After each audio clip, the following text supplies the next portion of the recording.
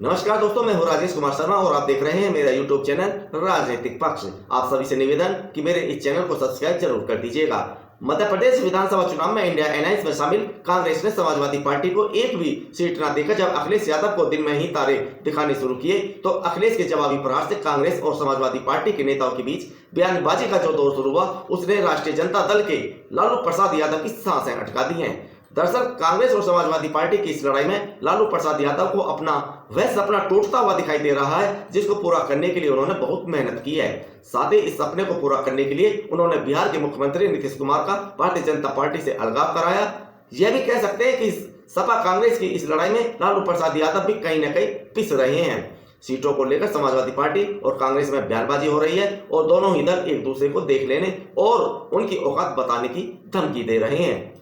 सूत्रों तो यह भी बताते हैं कि सपा और कांग्रेस के बीच बढ़ती दूरियों को कम कराने के लिए लालू प्रसाद यादव और नीतीश कुमार दोनों एक्टिव मोड पर आ गए हैं और उन्होंने सपा और कांग्रेस दोनों के ही वरिष्ठ नेताओं से बात करके स्थिति को नियंत्रण में लाने का प्रयास किया है। उसके बाद सपा और कांग्रेस के नेताओं की एक दूसरे को लेकर बयानबाजी में नम्रता तो आई है, लेकिन लालू प्रसाद यादव को डर अब भी यह सता रहा है कि विधानसभा चुनाव तो उनके लिए छोटा चुनाव है। अगर लोकसभा चुनाव के दौरान समाजवादी पार्टी या फिर कांग्रेस ने इंडिया अलायंस में रायता फैला दिया तो उनका सपना टूटते हुए देर नहीं लगेगी।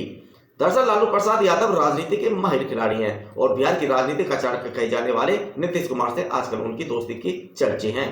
लालू प्रसाद यादव ने इन्हें नीतीश कुमार के कंधों का सहारा लेकर इंडिया अलायंस खड़ा करवाने में अपना पूरा सहयोग दिया। इंडिया अलायंस का गठन करने के पीछे लालू प्रसाद यादव का क्या हित छिपा है उससे भी नीतीश कुमार भलीभांति जानते हैं। इंडिया अलायंस बनाने के पीछे नीतीश का भी अपना एक सपना है, लेकिन राजनीतिक मजबूरियों के चलते दोनों ही अपने सपनों को सार्वजनिक करने से बचते रहे हैं। दरअसल इंडिया अलायंस बनाने के पीछे नीतीश का सपना कहीं न कहीं भारत के प्रधानमंत्री पद तक पहुंचने का है और लालू प्रसाद यादव का सपना अपने पुत्र तेजस्वी यादव को बिहार के मुख्यमंत्री पद की कुर्सी पर बैठे हुए देखना। इन दोनों नेताओं के सपने तभी पूरे हो सकते हैं जब इंडिया अलायंस में शामिल राजनीतिक दलों के बीच कोई रायता ना फैले।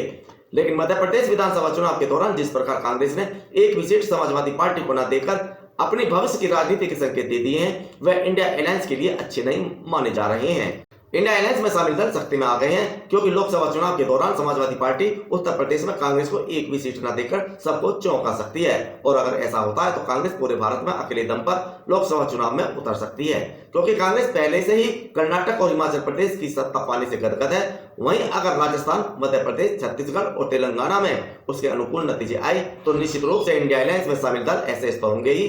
साथ ही विभिन्न राज्यों में जब इंडिया अलायंस में शामिल दल सीटों का बंटवारा करने पर विचार करेंगे तब कांग्रेस उनको आंखें दिखा सकती है। लेकिन यहाँ लालू प्रसाद यादव को डर इस बात का है कि यदि इंडिया अलायंस में रायता फैल गया तो हो सकता है तब नीतीश कुमार एक बार फिर पाला बदलकर भारतीय जनता पार्टी के साथ जा खड़े हों। इसीलिए जब भी इंडिया अलायंस में शामिल बड़े दलों के नेताओं के बीच आपस में कोई तीखी बयानबाजी होती है तो लालू प्रसाद यादव ऐसे हो जाते हैं।